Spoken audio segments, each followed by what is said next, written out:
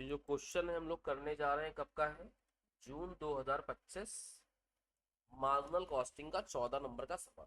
ठीक है, तो आओ सवाल पढ़ो बेटा। देखो क्या कहना है। Man limited manufacture and sell करते हैं प्रोडक्ट एक्स। डिटेल इस तरीके से दे रखी है। रॉ मटेरियल 20 रुपए का लगता है। कन्वर्जन कॉस्ट वेरिएबल है 15 रुपए की। डीलर मार्जिन 5 रुपए का है। सेलिंग प्राइस 50 रुपए का है। फिक्स कॉस्ट 8 लाख की है। अभी की सेल 1.5 लाख बेचते हो और अभी कैपेसिटी कितनी यूटिलाइज कर रहे हो आप? 60% की कैपेसिटी को हम लोग यूटिलाइज कर रहे हैं। There is a acute competition in the market and extra effort are necessary to sell the product। तो कंपटीशन बहुत तगड़ा है, थोड़ा एक्स्ट्रा एफर्ट लगने पड़ेंगे तभी हमारा प्रोडक्ट बिक पाएगा।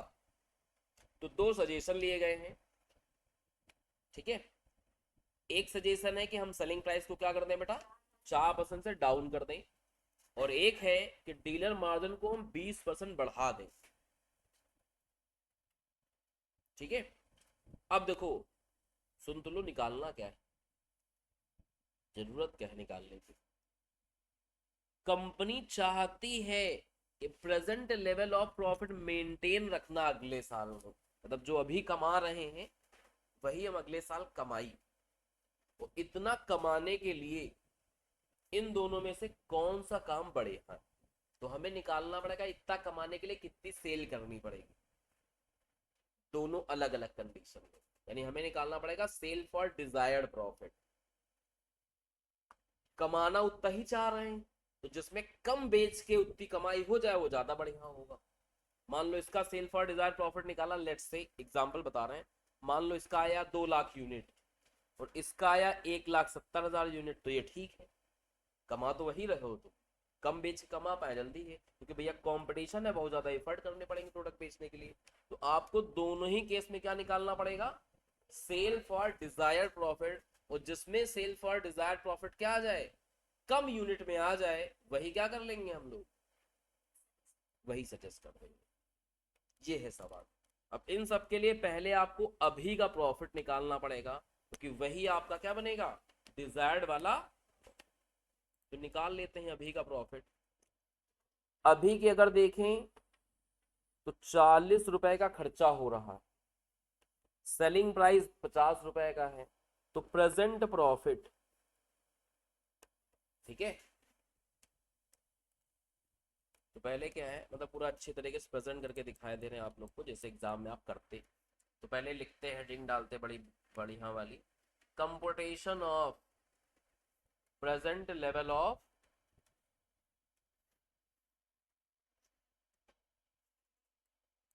ठीक है। तो सेलिंग प्राइस है 50 रुपए। इसमें से सारी वेरिएबल कॉस्ट अगर हम घटा दें धीमे से, तो हमारा आ जाएगा कंट्रीब्यूशन पर यूनिट। ठीक है, हमारा क्या आ जाएगा, कंट्रीब्यूशन पर यूनिट कितने रुपए का? क्योंकि अभी का प्रॉफिट निकाल रहे हो तो present number of unit sold ले लोगे, जो कि कितने के हो रहे हैं। तो इससे आ जाएगा आपका अभी का कंट्रीब्यूशन टोटल वाला, और अभी की फिक्स कॉस्ट अगर माइनस कर दें तो अभी का प्रॉफिट आ जाएगा 7 लाख रुपए का। ये हो गया हमारा प्रेजेंट प्रॉफिट। यही हमारा क्या बन जाएगा, डिजायर्ड प्रॉफिट बन जाएगा। ये हमारा क्या बन जाएगा, डिजायर्ड प्रॉफिट बन जाएगा इन दोनों केस में। अब पहले केस की बात करें तो सेलिंग प्राइस अगर 4% से कम कर देंगे तो हमारा न्यू सेलिंग प्राइस आ जाएगा 50 रुपए माइनस 4%, 48 रुपीज। ठीक है, और हमारी वेरिएबल कॉस्ट कितनी रहेगी, वो तो वही रहेगी 40 रुपए। तो हमारा कंट्रीब्यूशन पर यूनिट 8 रुपए का आएगा। ठीक है, कितने रुपए का आएगा, 8 रुपए का आएगा। इससे आप निकाल लो सेल फॉर डिजायर प्रॉफिट कितनी करनी पड़ेगी। फिक्स कॉस्ट आपकी वही खर्चा होगी 8 लाख की। कमाना आप 7 ही लाख चाहते हो, और कंट्रीब्यूशन अब पर यूनिट आपको 8 रुपए का मिलेगा सिर्फ।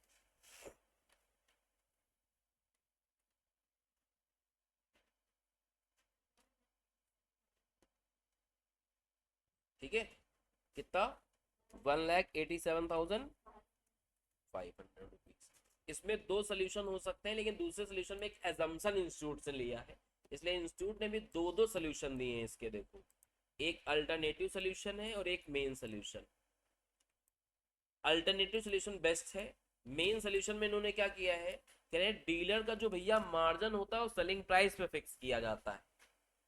मतलब यहां से दिमाग लगाएं कि 10% मार्जिन दे रहे हैं डीलर को, तो जब प्राइस बदले न 48 रुपया तो मार्जिन भी 480 कर दे। लेकिन इसमें तो एज्यूम करना पड़ रहा है ना, ऐसा सवाल तो इनका ही। तो ये वाला सोल्यूशन अल्टरनेट वाला ज्यादा बेस्ट है, तो इसी के साथ आपको एग्जाम में जाने हैं, जबरदस्ती दो सोल्यूशन नहीं करके आने। ठीक है, बता इसलिए दिया कि कभी आप स्कैनर देखो तो उसमें हो सकता है दो आंसर मिल जाए आपको, तो ये वाला ज्यादा बेस्ट है, तो हम यही वाला कर रहे हैं। सेकंड वाले में आपका क्या, डीलर मार्जिन आप 20% से बढ़ा दोगे, यानी आपका सेलिंग प्राइस तो वही रहेगा ओरिजिनल 50 रुपया, लेकिन वेरिएबल कॉस्ट में चेंज आ जाएगा। ठीक है, 20 रुपया ये लगेंगे, 15 रुपए ये लगेंगे, और अगर इसको 20% से बढ़ा दोगे तो ये 6 रुपए हो जाएगा। 5 रुपए का 20% कितना होता है, 1 रुपए, और अगर 1 रुपए बढ़ा दो तो कितना हो जाए, 6 रुपया, तो इनका सम करोगे तो 41 रुपए हो जाएगा। और ऐसे में कॉन्ट्रीब्यूशन कितने का आएगा, 9 रुपए का। और ऐसे में सेल फॉर डिजायर प्रॉफिट फिर से निकाल लो, 8 लाख की फिक्स कॉस्ट, 7 लाख कमाना चाहते हो, डिवाइड बाई कॉन्ट्रीब्यूशन 9 रुपया का। तो भैया 7 लाख रुपए कमाने के लिए सेकंड वाले में आपको कम माल बेचना पड़ेगा, जबकि पहले वाले में ज्यादा बेचना पड़ेगा। तो इसका मतलब है कि कंपनी को क्या करना चाहिए, सेकंड सजेशन को एक्सेप्ट कर लेना चाहिए। सजेशन है ना, तो कंपनी को क्या चूज करना चाहिए, choose suggestion number 2। Suggestion number,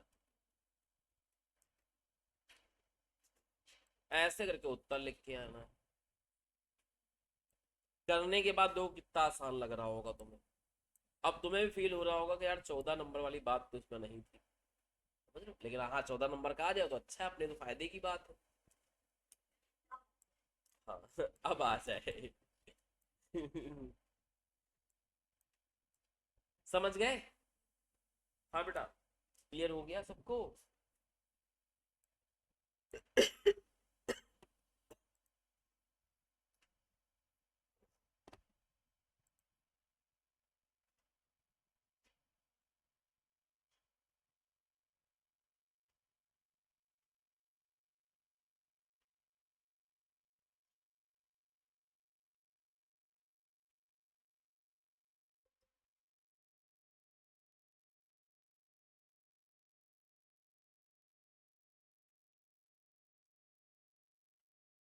एक और क्वेश्चन इन्होंने पूछा है,